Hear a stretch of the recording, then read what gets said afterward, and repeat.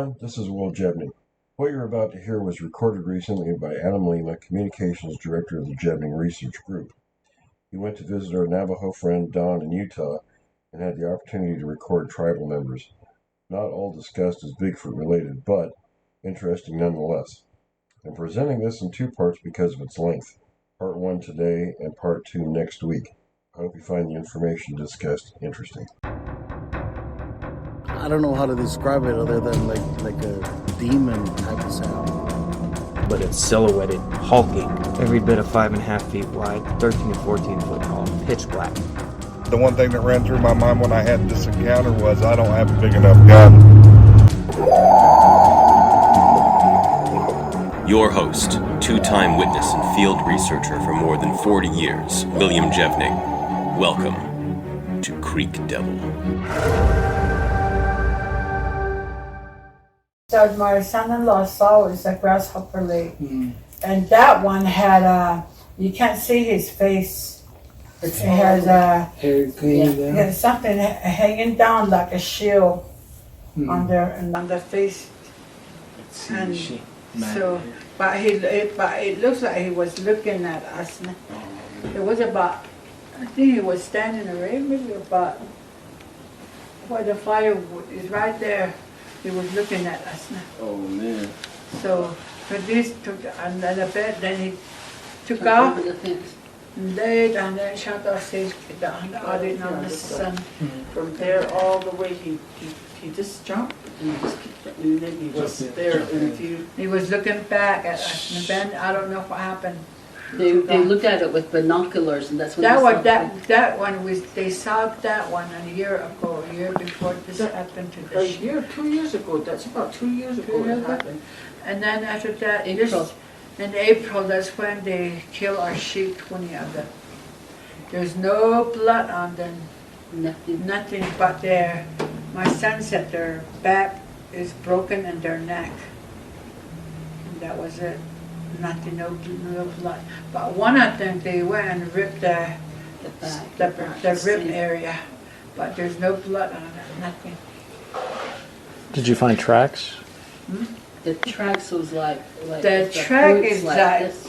3, the long toes in the claw. then right here, the part of the 3. It's like a moccasin, when it sits down, it looks like a moccasin. But the claws are kind of like this. From the toenail. Yeah. Long. Yeah, I seen it on Facebook. I zoomed in. I was like, there's a long nail. Yeah. So this one is white, the one on the one that's here white, and so her son took pictures too without knowing it. Across one of the mesa, there was a big one standing and a small one standing by it. The picture. Jeez. Another question: what is your first memory of Bigfoot coming around here furthest back you guys came? Well, some of these we Have you ever hear about it? It was running around at the power plant when the power plant was here. They were chasing it around at the power plant, and they jumped over a big fence. I don't know how big their fence is, probably over about 12 feet, and it just jumped over it and took off. We didn't know about it then, but the Sower people, I guess, knew about it. The security guard, they were chasing it around. Somebody filmed it, chasing them on stairs, and he just like jumped here and there, and ran from them, and then jumped over the fence and took off. Yeah, this is the closest that we came to was like doing that to our sheep. They cry like too. When the dog will not bark. If they hear something, they'll bark. But once he say cry, he cries like Dekashi. Yeah. And long, It's louder. make it long, really long. And then the dog shuts. The dog just shuts up. He does something to the dog. They don't bark at all. They don't want to be added to the melee. Yeah. I had two. This was about during the pandemic, I think 2020. I had 2 big pyramids. I had 2 big ones, and then one day I was missing one. I thought, what happened to it? And then we kept looking for it, and then I think his son was driving the fork-wheel around down by the canyons over there. And first they said, I think the first time they heard a dog barking, and they just left it. And so I guess 10 days later, we kept missing it. 10 days later, I guess they drove by the fork wheel again, and the dog was stuck in the canyon. And so I guess they crawled back down there and took the dog out. And I said, how did the dog get in there? I said, the dog would just go fall into the canyon like that. And then I just kept thinking about it. And then I noticed it was like cut in here like a sharp knife. So we had to take took it to the doctor, and the doctor took it off, so we call it tripod. But after that, he wouldn't really go nowhere. And then one day, he just disappeared again. Oh, no. And then he came back again. And then I guess he got cut up again. And I thought, where is he getting cut up at? It's just like a big, long, knife cut. But we didn't know about that. And so I went to Phoenix for a week. And then we came back, and then my son called, Mom, the dog has a big cut on the other leg again. He goes, I said, what happened? But I guess it got it decomposed. I guess it started doing that. It got blood poison. So we had to put him down. Oh. And so I was wondering all this time how in the world did that happened. So he probably encountered that Bigfoot and probably got cut up by it with the nails or something. So that's what I came to the conclusion of that, So, and then we had we started missing sheep and goats, and we're just in this area here, so they really can't go nowhere because of the fencing. So we tracked all the way around trying to look for it, and we couldn't find no tracks or nothing where the sheep went out. And then one day, during the pandemic, we went down into the canyon. It was a white sheep and a black sheep. We found the skin, some of the skins down there, black and white. I go, something happened to our sheep. We're saying that. And then when my son said, after they hauled those sheep away, somewhere down the was, and they said they went and lay all the sheep on the bushes by a canyon. He said 2 or 3 days later, he said, I went back over there. Nothing. Is it over here, this canyon? Yeah, somewhere this way. Oh my God. There was nothing, he said, that they knew. It was gone? It was gone, nothing. Oh my God. There's just a little piece of wool. They just there's not that the rest is nothing. Tell them what Will said about keeping the creatures away from the... One of our good friends, his name is William Jevning. He's been doing this for 50 years, long time he's been doing this. So there's a way that you can keep them away from your livestock and away from your property. He said 50 yards at least. Clear the whole land 50 yards. Mix a bottle spray, even get it those cotton ball, those little balls, mix Clorox and lemon juice. And you can also mix it in a spray bottle, right? And then you can spray it on your livestock. So you can keep them away because the smell, they really have sensitive smell. Well, he's talking about spraying it on the perimeter of the livestock's pen, not the not the livestock, not the livestock. Go well on no Clorox lemon flavored sheep. No. Yeah. But on the perimeter. That last part. Yeah. I don't think it comes over here that much because see how the land is cleared around here? Yeah. Yeah, I think maybe that's the reason why it stays away from here. Probably. Oh yeah. Yeah. Yeah. No, they love it when there's a lot of foliage close to the house, so that they can get as close as possible and to the sheep pens and things. So if you've got it cleared away, that's better. My sister, there's nobody over there. Nobody lives there. Okay. So The way they bend the corral too, where they went through the sheep, hauling up. Yeah. The corral was like this, it bent. Wow. Yeah, they're really strong. They're crazy strong. Where I come from, Miami Valley, after the animals, they take all the animals, they start taking their clothes, or the kids' shoes and clothes, and that means they're going to take people next. Yeah. So when you run out of sheep... You're a grocery store. That's all we are, a grocery store. He's coming to get what he wants, whenever he wants. And we're on the menu if it's all out. he'll settle for us. Where are they coming from? All around, shoot, the old stories goes, this one old man, Wally, what's his name, Wally Brown, he said that the old stories, I've been hearing it, but he said that one of the best ways is during the beginning times, the creator, when he created all of us, this whole world, he created us and Bigfoot side by side. And then I guess over time, the Bigfoot started eating all of us, humanity. Yeah, and then the last lady with the 2 warriors born for water, remember the monster slayers? She hit those 2. All the Yeito was coming around saying, I smell the babies where they're at. I smell the blood, you know, I want to see them, I want to eat them. So she hid them until they got older and they went to the creators, just joined. That's the only thing I know about them, what they've done to our sheep.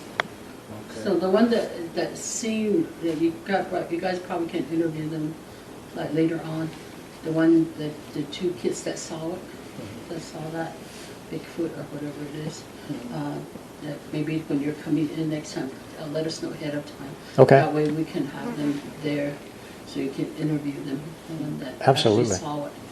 Yeah, I wouldn't So mind. we know we couldn't believe it. We didn't believe it until after all this happened. We were just seeing a little bit of stuff, and we just couldn't believe it. Can't be, you know. It's like it can't be. And then after what happened to the sheep, you know, that's when they go, oh my gosh, what happened here? And then especially with no blood. Yeah. But that was just the first time. So to go ahead and just let her know again. All right. The first time when she, that was about 2 years ago or so. When she was talking about. I wondered if that one sheep got survived, Yeah. but they pull out the back leg out. Oh. And then that's the one that my daughter saved it. But it was crippled, just only 3-legged. Just about the other day or last Wednesday where they put that sheep down. But the sheep was Very really, sad. her The sheep bone was was way sticking different out, from so ours. there's no way we Yeah. can fix it, the leg. Over in Yeah. Chuscas? So The, Michael, we have to. wow. Over in We Chuscas, have- 305. We have pictures where they've just torn the leg off the sheep or torn it off they of pulled a out the 2 back deer, legs so they can't move. left it, And then didn't when even the eat sun it, goes just like down, took the leg they with come them. at night That's all they and did. take it, carry it away. Very, very That's terrible how things. they Thank do you it. so They go much. hunt, They pull the back legs out I of wonder deer. if they go eat it find later. one. Yeah, they do. Probably. They pull the back legs out to come back here later and they go get another one, pull the back legs out. Cover in darkness, they'll come and scoop them up and take them. Oh, that's probably what they did to the sheep. So they actually do eat it. Yeah, they eat it. Oh my gosh, that is crazy. And us too. Uh-huh. Yeah. Just that. I used to walk, but I got So scared did after they- that, they so I don't did- even go out no So more to did go they walk. really do, like, kill a person? A lot of people are missing. Oh, yeah. Yeah. That's what we were talking about. There was a lot of people My- missing my- around your My place. sister-in-law, we were talking about when we were coming back the other day, and she goes, I wonder if that creature that runs around here, some of these people are disappeared. Maybe he kills them and they don't know. That's what the old stories say. Underneath us, all across like Minor Valley, different areas, Rock Point, there's an entryway where you go into the earth, and if you go deep enough, you're gonna find shoes, moccasins, clothing, toys from all different ages of time. Oh, ito. You'll find the Kenneth piles. bebe kasi hui la. Koskin iti. Atan iti sa tsuyist odo. It's inetan. Daisy belito The first time I opotza. thought that was about 2 years They ago. took the head. They took the head, but We couldn't find the head. They couldn't find the head. And it had no blood. Oh, wow. And then he killed a dog too. Wow. Oh, The yeah. dog probably got mad at him or something. Yeah. Drum Dutchess Daisy kan dashin ayan data. I kittat ne trata, it's a whole lot, that's the to bells and on our age. Deslawazo, Belhajon, Deslawazo. This yo, but the kanjana. Tell them, scooping the kids out of, reaching in the window to scoop the kids out. What about fear? Is it something that they can sense? Because my son lived by the canyon, and she would say you can't fear it, you fear it's gonna know. So she always had a rifle with her. So I just thought Yeah. that's something. And my uncle is by Bidaway, so there's a lot of stories that he said, Casey, you can't tell your girl. This is only between the men, but it was more of a protection thing, and it was only past the men, he said. So I don't know what that was about, but I was never told that. He likes women. That's why women and children. He'll stalk the female. He'll take her clothes and he'll watch her over a long time until he gets close to the window and watches who he wants to watch. So my Nelly always tells me, close your windows. Yeah, don't open your windows. Because he'll have a crush on you. Yeah, no, it is true. Yeah, it's true. I always make my kids close their windows. I said, Yeah. close it, even in the city. I said, close your And here windows. my grandson is always, he has that window wide open every night. I always close my window and then. I close my window in my I dreams. do, I close the blind too for mom. My uncle left the window open about this much, and he said one looked like a silverback gorilla was trying to crawl in, only fit his head and shoulder in. He reached his arm through in the trailer window, and it was already almost to the door. It was really long, and it only fit his head and shoulder in. He threw the dog out at it. And growing up as a kid, this thing, when the window was open, this thing was reaching in and trying to grab us as kids. This thing was running on the rooftops. It chased my mother. It chased my little sister on the way to school. It was running towards her in a zigzag. The way it was running like this, his arm is almost hanging to the ground, black. So, we get chased a lot, and I'm a survivor too. We went hiking 12 o'clock at night. My Bigfoot was red. And his eyes was probably as big as my hand like this, and his head, everything was giant. I was like, this is not Loshi. This is not, it was yelling at me, and it was moving like this real fast. It was, it was scary. It made me stop. And This was back in, that's when I was about maybe 10 or 11 years old. And at that time, we were up here with one of my aunt's place. And then way early, it was getting late, the sun was going down, and my aunt told us to take the horses to the water. It's about maybe 3 miles where you take your horses. Okay. So we were going right out there, but all of a sudden we were just riding. Well, I thought it was just my imagination, both of us. And when we were going down, towards that way, and all of a sudden, it was just a flat place way up there, just grass and all that, no trees or nothing. It's just like, so, and we saw 2 tall ones, all hairy. They were running. There was an orange one, and there was a dark brown. And at that time, there was an old hogan right where that's where it went in. So then we got scared, and we just turned around and went back, and we just told my aunt, I said, we already took the water to the thing, so we're not going over there now. We already done it. So we just lied to her. It went into the hogan. That old hogan, but they tore it down later on. But I didn't think that was a long time ago when I was just. Is that the same area where you do your ceremonies, the child hole and hogan over there? No, it was way up there, further up. Okay. That time, but that was that time when I saw it. Which mesa do you know? Is it? Huh? Which mesa? 10 miles out? About 10 miles out from here. Okay. That time. Is that the one they tell everyone to stay off of? Yeah, Where there it gets was. flat and then Yeah, and no there's- cell phone Well, reception? that hogan is where I think somebody died in that, so they never. Yes, they abandoned just it. Abandoned everything. Yeah. So we never. But somebody took it down now. It went out. Just. Fell apart. Yeah. But about, I think it was like, probably about a couple of years ago, maybe about 4 years ago, my kids came down from Phoenix, and they were sleeping at our home over there. And then the next morning, my son-in-law goes, I don't know why, he's a Pima, he goes, I don't know why all these hyenas coming around here. He goes like that.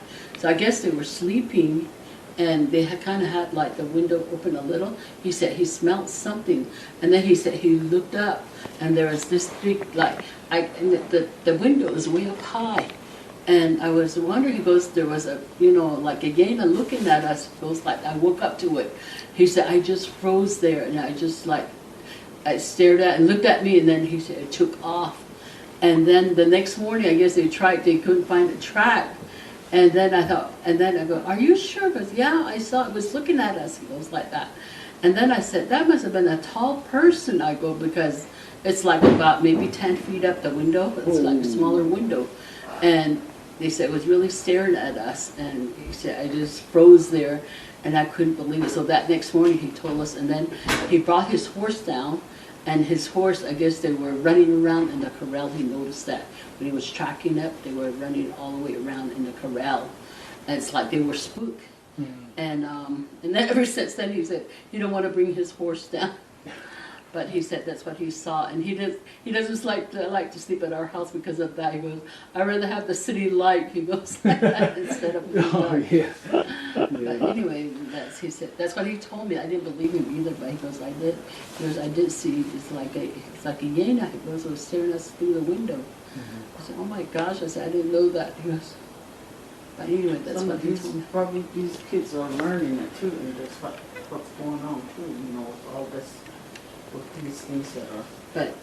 But it's crazy, how far. Like Sheena said, within probably 3 minutes, it was like a mile out already.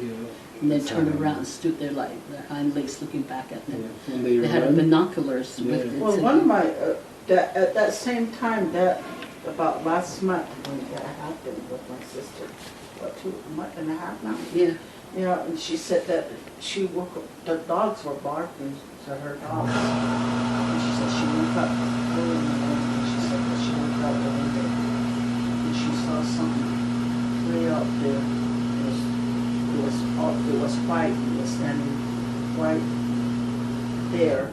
And she said she just looked at it. She said she wanted to get a gun and just shoot her gun, but she decided not to. And so then it took off. Wow. Just took off that. And then she was telling us that one time too that she tied up her dog. Her dog's always been tied up because they just wander off. So that's what she was doing. She had it tied up. And then the next morning when she said that she went out to go check on and feed the dogs, and here that rope, you cannot even rip it, just cut it or anything or rip it. But that rope that was tied with the dog was all ripped up, just ripped up, and the dog was loose. And you know what? Remember my other white dog that went missing, and we never found it. Remember? He probably took that dog to the other Pyrenees, and I couldn't find it because we just untied it because we used to have it tied up because it kept running off too, so we tied it up. And we just untied it for 1 hour. I said, well, let it roam around for maybe an hour and we'll tie it back up. But we couldn't find it. I went down to the tour center, I asked everybody, did it come down? And they go, nobody, we haven't seen. So I came around, I went to my sister, nothing. We had a blue heeler and then the white dog. And so a couple of days later, the blue heeler knows how to get out of his collar. So, like, I used to tie him up so he knows how to get out. So about 2 or 3 days later, the blue heeler came back by itself, but the white dog never came back. And I was telling my blue heelers, I wish you could tell me where the dog went. But maybe he took the white dog. Yeah, and El Cheetah, they called the Bigfoot there the river monster because he comes up from the San Juan River and he takes the dogs into that community. They'd be crying and there'd be dogs getting dragged towards the river. And so that's why our area, we were there yesterday, there wasn't much dogs, and he's still running around the area whistling at people in the dark that are walking around. He's standing there, real creepy vibe. They say he lifts open his mouth, they see his blocked teeth, and he's whistling through his teeth, staring at them. Oh my God. And he ran on our roof, and all kinds of things. He's around there for sure, and he chased my mom in that community. Yeah, and I had my first sighting, and around that community too, in El Cheetah. Mm-hmm. They don't whistle like that. Yeah, And people that's what my like podcast is us, called. The like, whistle at night. with us, we never believed it. We Yeah. never believed that something like that exists until we saw with our own eyes what it can do. Yeah. And the footprints and everything, that the kids seen it, and we thought, oh my gosh, it is real. It's real. Yeah. And where I come from, they tell us, get show out behind there. Shh. Just that's it. They say shut up. Mhm. Don't say anything. Just forget about it. That's Yeah, how they are. kind of like the same with us, they Mhm. say that. Don't behind Yeah. it, don't behind it. Yeah. No wonder she's always scared. She doesn't like to stay by herself. Everybody leaves. I always tell her, I say, close your blind, I tell her that, don't leave it open. They was trying to get my grandma for some reason for a whole week. They was trying to get in the trailer and get her. That's why my uncle shot it in the back of the head. And it left us alone for 10 years, and slowly it's making its way back. And it goes the same route as it's been doing since my mom was a child in the 70s. They walked the same area. It was pretty cool. Well, they just go back to my sister's area over there. And then I kind of have a feeling it comes to the windmill. That's what I was thinking, maybe like to do water or something. Yeah. And whoever's at It the seems water like the more drought it is, they start coming out more. That's what I noticed. Like when we had a really bad drought, it seems like they were around here more often. where the water is. Yeah. Water. Yeah, that's what we're here to look for. But I think if there were, if people are around and we live close to the corral over here, we have sheep and all that. So I think that's the reason why they don't come around. And it's all flat, just all moved. From the high behind. The horse trailers and all that. Because Daisy, it's different. She has bushes all Bushes over. all the way she around needs the to corral, clear yeah. that. Yeah, she needs to clear the Yeah. whole land. One of the best things to get is these from Best Buy. I think that's what they did. They went and, I think they Oh. put up cameras over there. Oh, that's good. And we have cameras around here too. Okay. It's very good. Yeah. No, Yeah. this one broke. Really? Ricky said that there's something Battery. happened. Batteries? The batteries need to be charged, so you probably have to do that. We have a thermal gadget, a tool that shoots the whole thermal. You get the temperature of everything. You can see everything. You're not blind. You can buy that at Amazon for $230. That's a really It's important called tool to get. thermal? It's a FLIR, F-L-I-R camera, and it's yeah, and it's I'll a show you. yeah. I'll show you one. And the handy thing is when it's pitch black outside, this thing isn't looking at light; it's looking at heat, and so you can. Like, Don shows up bright yellow, because he's warmer than everything around. Oh, okay. And so, Yeito should also show up bright yellow. Let's see. Yeah. So have you guys ever had experience with it? You guys? I'm just... No, not my wife. She stays home. She doesn't want to meet Yeito. I was, in November, we interviewed family, the Sosis, who are up on Twin Buttes outside of Window Rock. And they have a Sasquatch they call George. And George will sometimes come out and visit if they call him, And so they called him. And then we weren't sure if George was coming or not, but we'd hear the whistles. They sounded like birds, like a bird sound some here and bird sound over there. But this was 9:30 at night. And we had heard no bird sounds up until they made those calls. And then we started hearing the sticks cracking nearby. Okay. And, I was all excited. We had my audio, this audio recorder was sitting out ready to record audio. We had the infrared cameras. Don and I were out there. Will was out there. And and Will was just visiting with the family and chatting away while every now and then you hear a stick crack that's closer and closer. And this was November, and so I began to freeze solid. Okay, I just was so cold. So I started breaking down the equipment, and I'm like, okay, George isn't going to come see me. I'm going to break down the equipment. And so I was in the van breaking down the equipment, and I hear the, that was, and all of a sudden, and it sounded like it was 20 feet to my right. And I did not see it. I looked over there, pitch black. All the gizmos, Don's got one. You had what, the IR, the heat. Don had everything. The spotlight. And Don was 20 feet away from me in the other direction, And my audio recorder was on the hood of the van. And so I just, suddenly, it changes everything, Suddenly you're on guard. And it made me very nervous. I won't admit to being scared, but it made me very nervous. I was probably scared. But anyway, I went over to Don. I go, Don, I just got exhaled at. And so Don's like, oh, really? Where? So he comes with me over to the side of the van. Now, when I get next to the side of the van again and I'm pointing where to go, as Don's in front of the van, he gets the huff. He gets huffed at, okay? Here's the crazy thing. I didn't hear his huff. He didn't hear my huff. The audio recorder didn't record either one. Nothing on this. Nothing on those things. So I don't know if these creatures can get in your head. I don't know how this works. I don't know. The mystery's very strong for me. Yeah, and we found tracks on Fort Defiance Plateau, and we found structures on Fort Defiance Plateau of the creatures. They wove nests together with their hands beautifully. Each stick is woven together.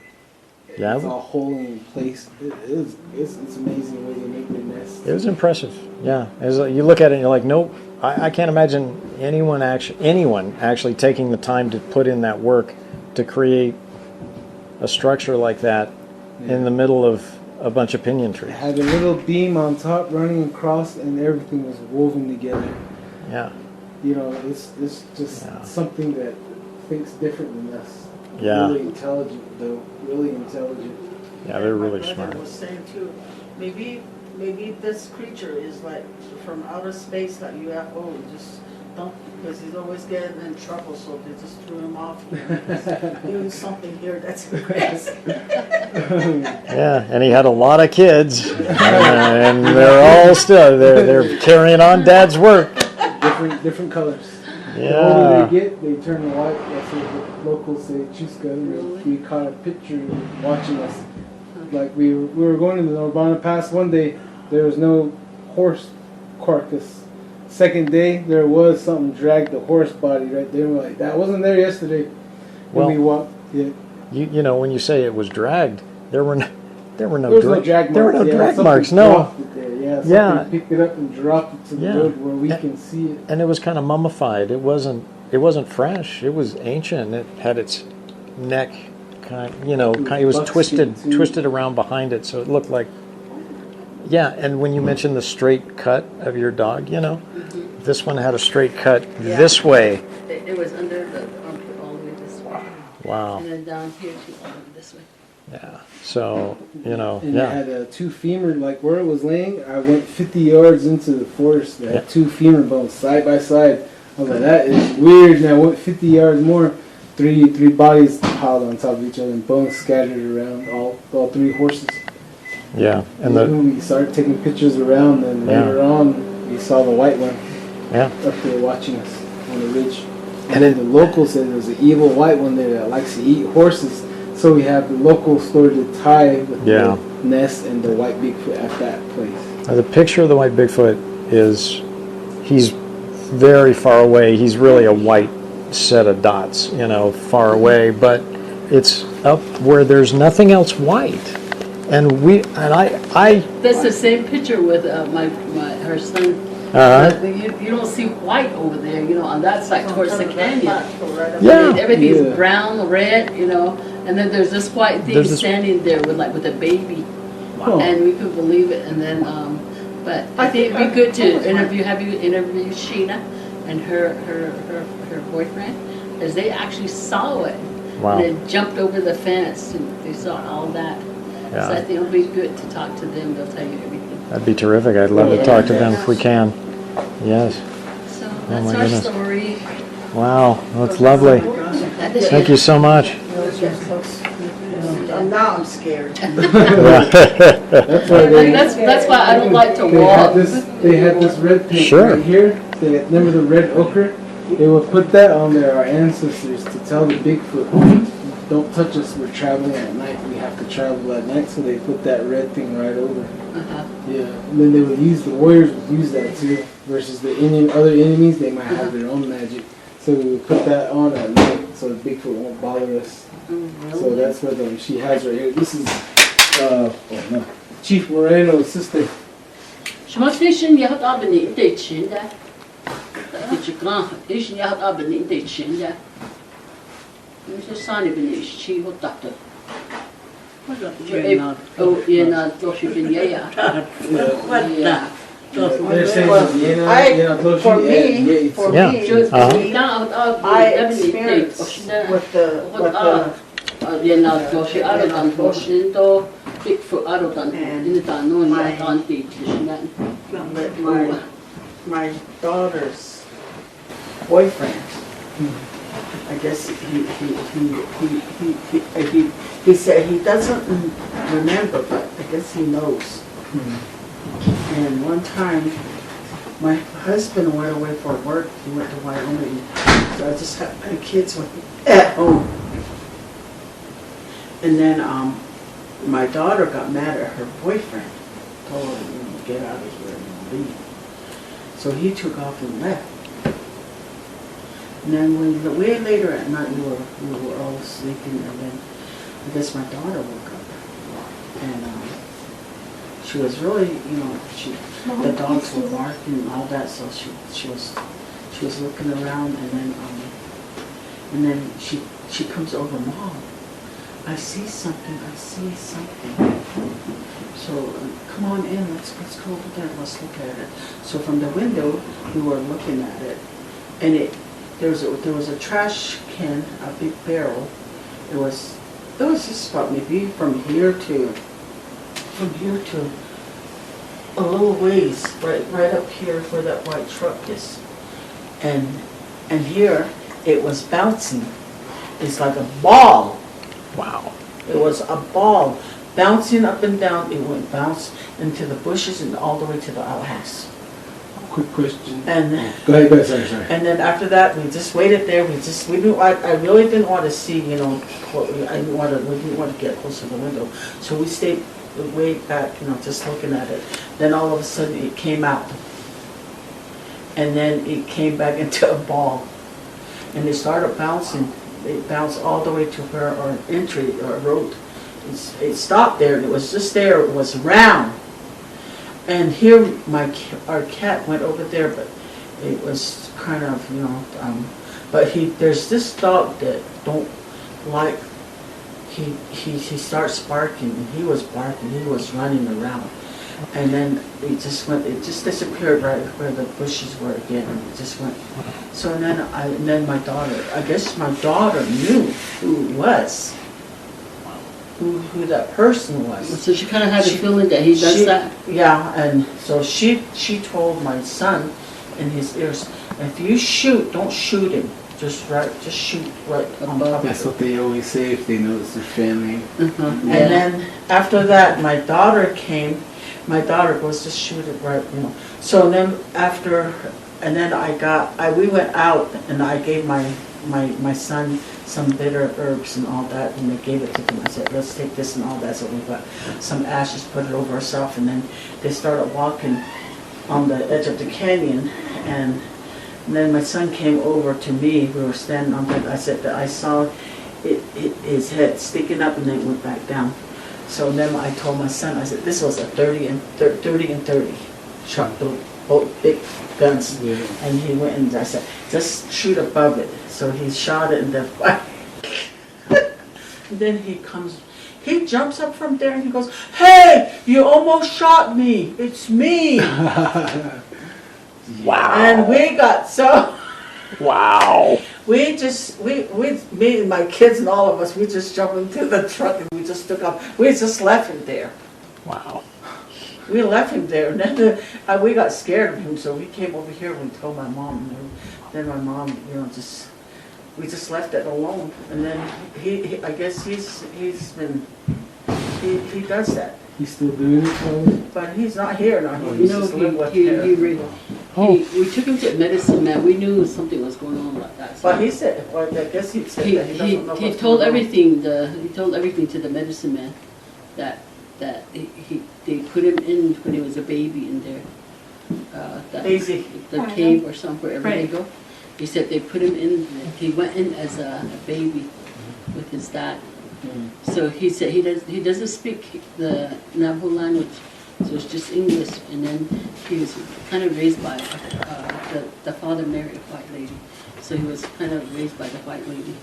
So, but he said he didn't know why he had it.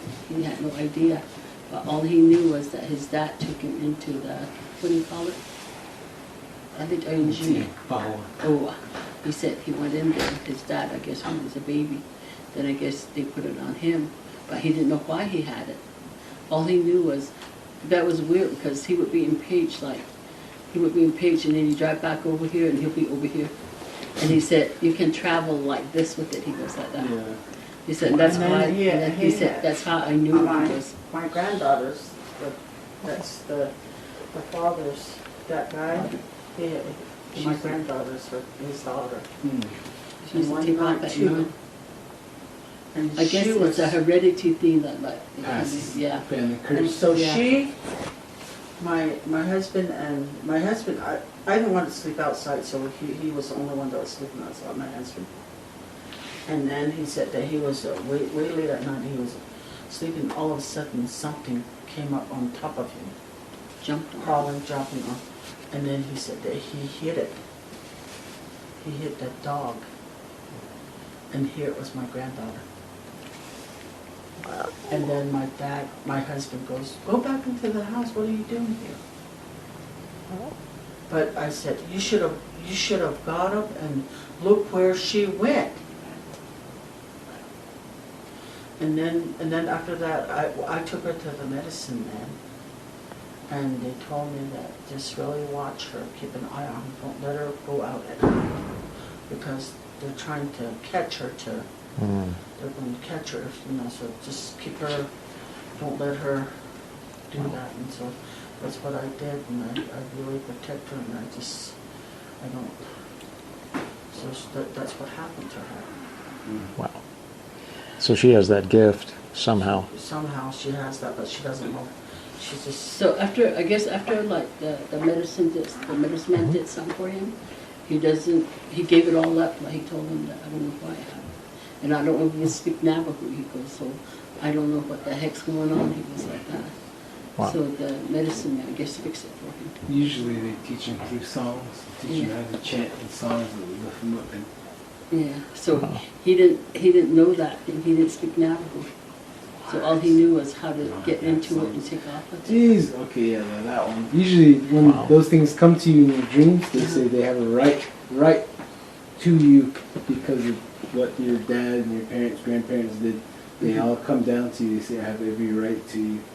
So one of the things they say, so I don't wonder what she sees. If you can ask her where she goes at night, what types of dreams. but she doesn't do that no more. No She more? doesn't no more. She had a ceremony for her, a prayer done for her not to do that. So she's.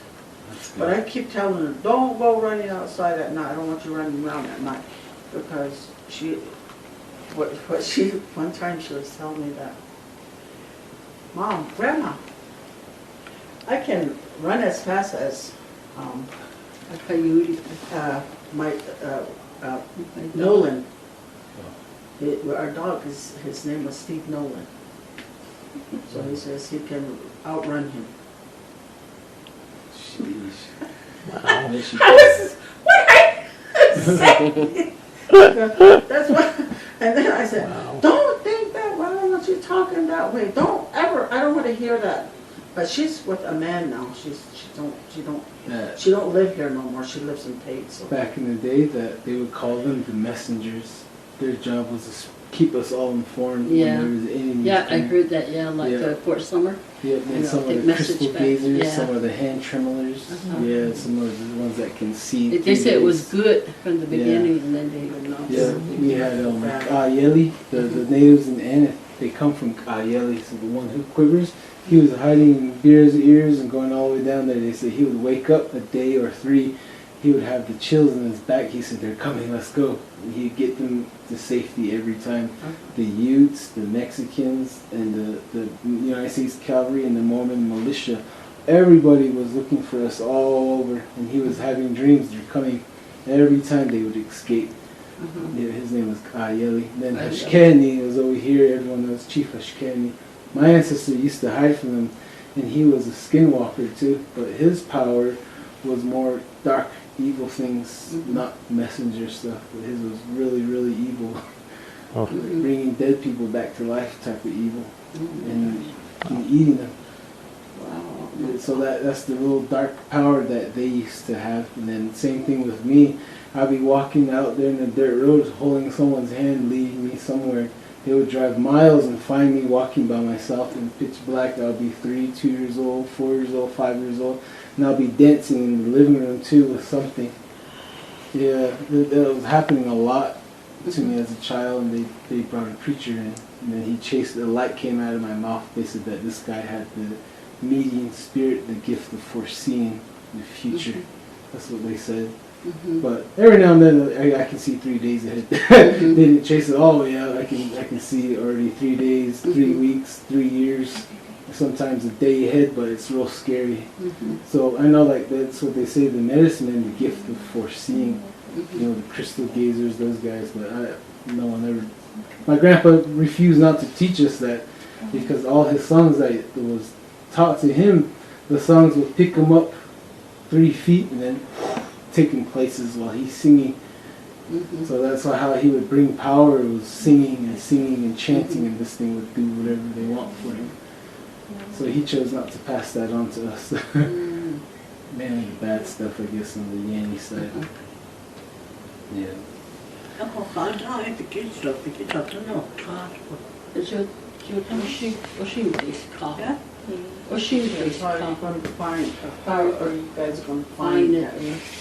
Find it.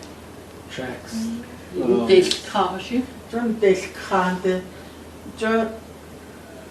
thing was, I think they're very spiritual. They're very, they can do whatever they want. They can just disappear right there, just, you don't see them. That's how they are. I don't think we'll ever see them. It all starts right here with you guys, getting to know you guys, where their pattern is, where they go, and then that's where I go by myself. I go find where the horse goes, the deer goes. I follow that trail, and that's how I find my tracks. I've been finding his tracks to Square Butte, Navajo Mountain, Minot Valley, and Kanab, all the way into that mountain outside of St. George. They live there, tracks, and then they make tree breaks. They can jump 30 feet and jump. That's why people think they disappear. They jump. It's amazing. Their feet breaks in two to distribute their weight, so their feet breaks in half, so it looks like it's hooves. Yeah. Yeah, but it distributes their thousands of pounds. They're walking a straight line like a model. Yeah. So that's how you see like this flat. First it's like this, the hoofs, and then it's flat like a moccasin. Because it's split in half. He's too big. Yeah, so he's real smooth, and his head is not bobbing like us. It's real smooth, like he's gliding. And then his way he walks, he walks like, when he steps, this one's like this, and it goes like this all the way out. And then when he steps, his back feet, the heel goes all the way up like this. Yeah, while it's like this, he's like this. So it's weird. And then the grasshopper too. The one with the back legs like a grasshopper. Yeah. That's the one like that one's. Jump. Yeah. Yeah. That's the Chuscas. Frogs. Have you connected them to the Oregon one because of teleporting? Like ever thought of them teleporting into different reservations that are in the other communities? Because we have similar stories to, you read these folk tales in books. And they tell the culture stuff. I on my podcast channel, you can find it. I'm chatting with Thomas Seawood. He's from the Northwest, and he really gets into his culture. How they see Bigfoot is more spiritual. But he started looking into it. He said this is physical being. He actually snuck up on him multiple times, and he wants to come to Navajo Nation and help us. Find it and take pictures, and he wants to help us create a tour business. He's saying all these Bigfoot here, you guys can turn that into a tour business. go into you'll hear it. Good idea though. So you can get in the van and have like a thermal imaging and drive around where they're at, and you can see them on thermal at night. And so you can make money that way. So we can figure out how to make into the tour business of Navajo Nation Sasquatch tour. Like, you can help us. That's what he was saying. So like, dang, that might be a good idea. We already have tours. We can do a Sasquatch tours now. Yeah. Jason, Nighttime. take that That's right. The night shift. Remember Nate, Betty was telling me that too, that Nate, I guess he took some tour people from, I don't know, like when he was working over there. He said he took some people down there later on, and they said they were walking through the canyon. They said they were almost halfway to the canyon. All of a sudden, from the other side of the canyon, something made a loud howl. And I guess they were like, did you hear that? Did you hear that? And then I guess, what's that? What is that? And then I guess they said, I don't know what it is, but, and then I guess they said, oh, I'm not going that way. I'm leaving. And then they said, let's go, let's leave. I think there's something out there. So they said they went back out and just got on the vehicle and took off and came back over here. Wow. So they said they never went to the other side. Ernest used to say that. Yeah, so I've been tracking them for 9 years. And they traveled far. The biggest tracks I found was 23-inch tracks. Yeah, all the way to size 6, size 5 to size 13. Yeah, they're family groups and they run. Like when they walk, like normal walk is 6 foot each step, but when they start running, it increases 3 by 3 feet. So 6 to 9, 12, 15. Then there it goes 18, depends on how big they are. They can start flying if they need to. So we have been tracking multiple of them, and for me, from what I know, is that they can run on rock because they don't want to leave their tracks behind. They're real smart. They'll jump to a rock and look for another rock and jump on there, so they'll lose you. Yeah. So these, for me, we stick to the evidence. The chomp. We found all these things, and they go rip barks off of trees, and you see their big block fingernails, 4 of them ripping barks off. So they do things that we don't really know yet, and it all starts here, meeting you guys and getting information. And the next time I would come back would be ask, where's your sisters at, get to know her, and then get a pinpoint of where this guy is, and then I can go and sneak in and sneak out and just take pictures. But if he gets too close, I'm aiming for his eye with my 10mm. So that's where we would be starting off. The next one was get more evidence, hard evidence, where it's no one can. We know it comes around because we can hear that loud that cow noise, and the dogs will be barking. And then we know, like when it yells, the dog quiets down, and then it'll yell again. So we kind of know it's like 2 or 3 o'clock in the morning when they could come that way. We can hear it that way. On the other side of this, I have the in-laws over here. They seen a buckskin Bigfoot come into their corral, pick up a 5-foot tall cattle, and broke its back and threw it on their shoulders and stepped back over a 6-foot tall corral like nothing. And they tracked it. They're tracking it to the, where Preston Mesa is? Stay away from the north side because there's a cave that goes into Preston Mesa. A creek goes into that mesa. That's where his entryway is.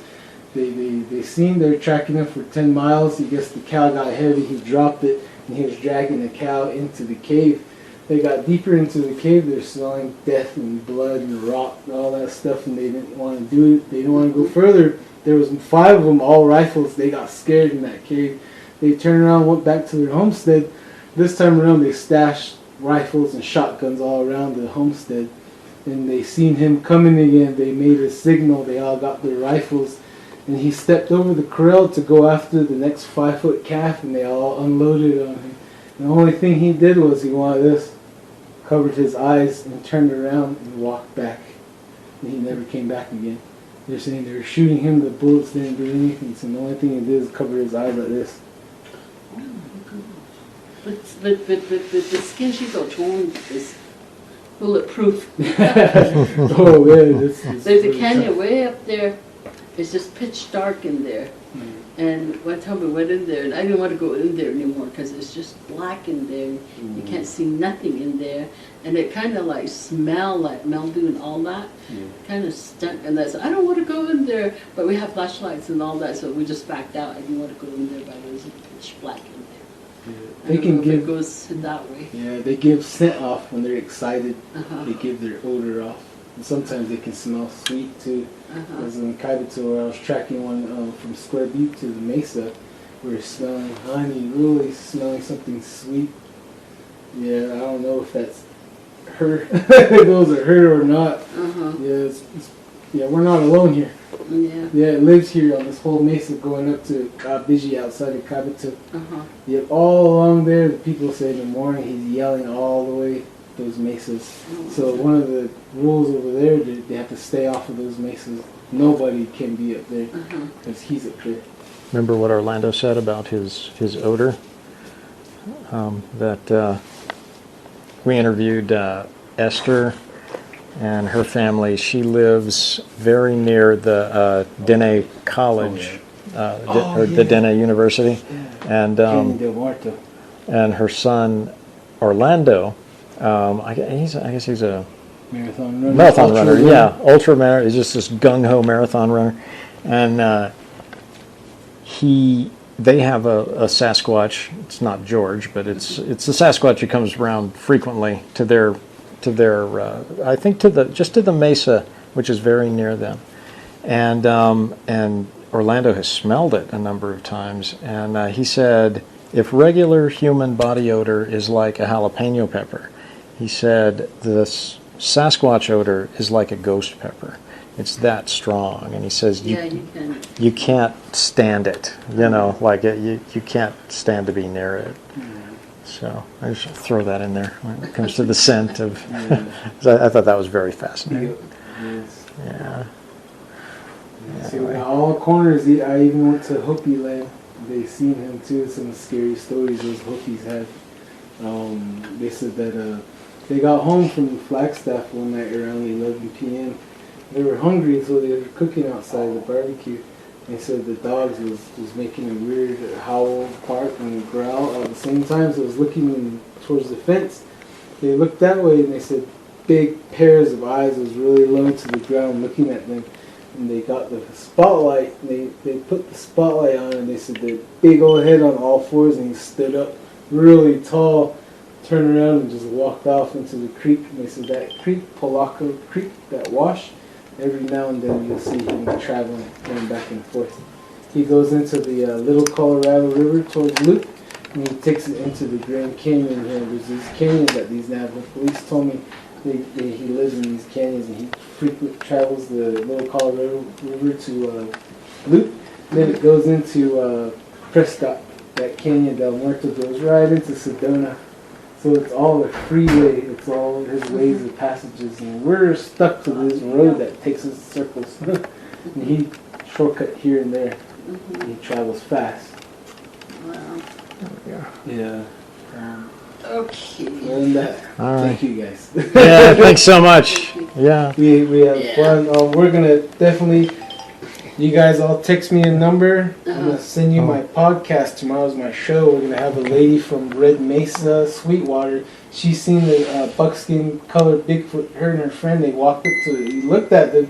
He said he gave them a go to hell. Look, he really annoyed. And he started jumping away, real jumps, 30 feet jumps, canyons. And he put distance from them. He looked back and he said he looked at them again, like when he started jumping further away. They said they felt the ground shake when he's jumping and running.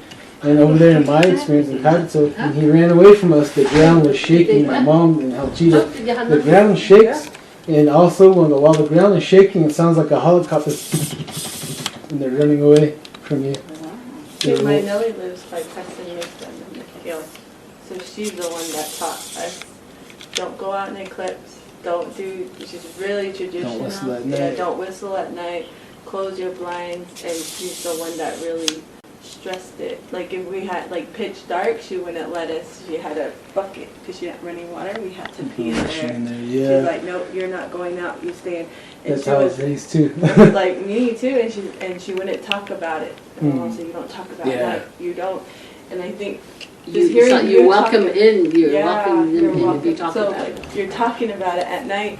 You're inviting them. Yeah. And so, and I didn't get it, but when I go back to my grandpa's house in Cameron, she was really stern.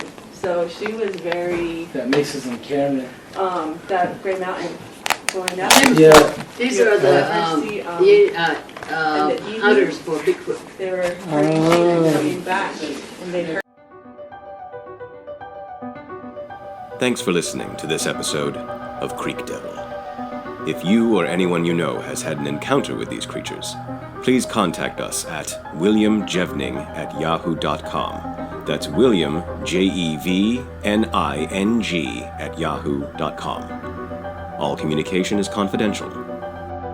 Join us for another program next week. And until then, keep your eyes open out there.